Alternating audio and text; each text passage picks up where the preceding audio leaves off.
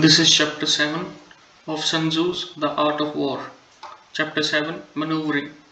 Sun Tzu said, "In war, the general receives his commands from the sovereign. Having collected an army and concentrated his forces, he must blend and harmonize the different elements thereof before pitching his camp. After that comes tactical maneuvering, than which there is nothing more difficult. The difficulty of tactical maneuvering consists in turning the devious into the direct and misfortune into gain.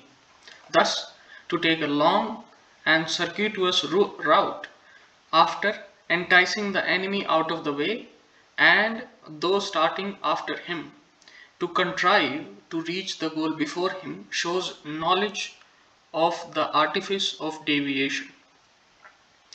Maneuvering with an army is advantageous; with an undisciplined multitude most dangerous. If you set a fully equipped army in march in order to snatch an advantage, the chances are that you will be too late. On the other hand, to detach a flying column for the purpose involves the sacrifice of its baggage and stores. Thus, if you order your men to roll up their buff coats and make forced marches without halting day or night, covering double the usual distance at a stretch, doing doing 100 li. Li is a measuring unit in Old Chinese. In order to wrest an advantage, the leaders of all your three divisions will fall into the hands of the enemy. The stronger men will be in front, the jaded ones will fall behind, and on this plan, only 1/10 of your army will reach its destination. If you march 50 li in order to outmaneuver the enemy, you will lose the leader of your first division, and only half your force will reach the goal. If you march 30 li with the same object, 2/3 of your army will arrive. We may take it then that an army without its baggage train is lost. Without provisions, it is lost. Without bases of supply, it is lost.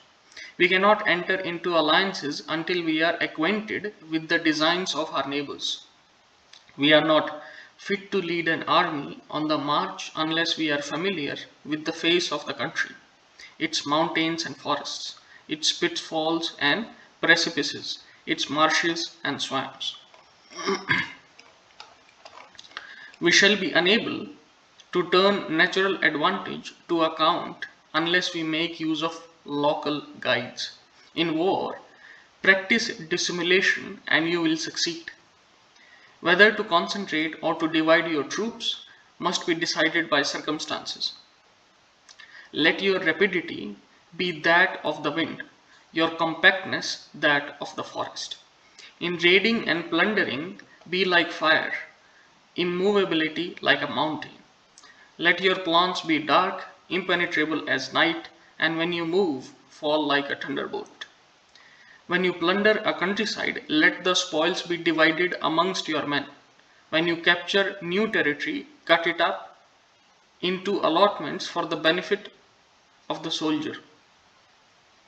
Ponder and deliberate before you make a move. He will concur who has learnt the artifice of deviation. Such is the art of maneuvering. The book of army management says, on the field of battle, the spoken word does not carry far enough, hence the institution of gongs and drums.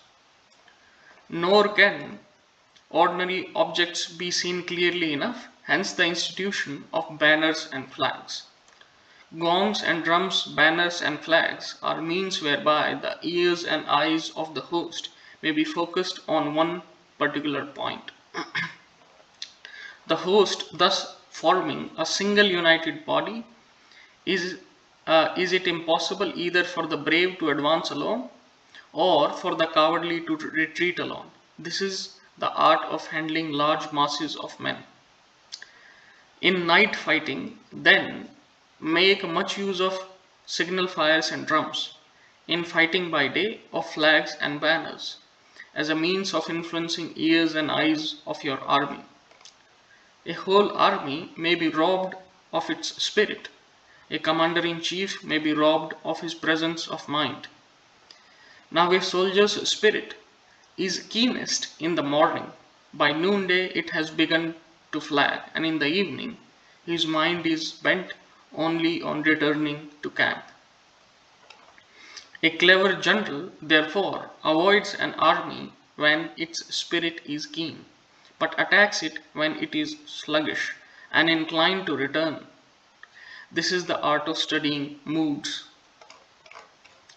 Disciplined and calm to await the appearance of disorder and hubbub amongst the enemy, this is the art of retaining self-possession. To be near the goal while the enemy is still far from it, to wait at ease while the enemy is toiling and struggling, to be well fed while the enemy is famished, this is the art of husbanding one's strength. To refrain from intercepting an enemy whose banners are in perfect order, to refrain from attacking an army drawn up in calm and confident array, this is the art of studying circumstances. It is military axiom not to advance uphill against the enemy, nor to oppose him when he comes downhill. Do not pursue an enemy who simulates flight, who do not attack soldiers whose temper is keen. Do not swallow bait offered by the enemy. Do not interfere with an army that is returning home. When you surround an army, leave an outlet free. Do not press a desperate foe too hard. Such is the art of warfare. This is the end of chapter 7, maneuvering. The next chapter is chapter 8, variations in tactics, which we will see in the next video. Till then, bye.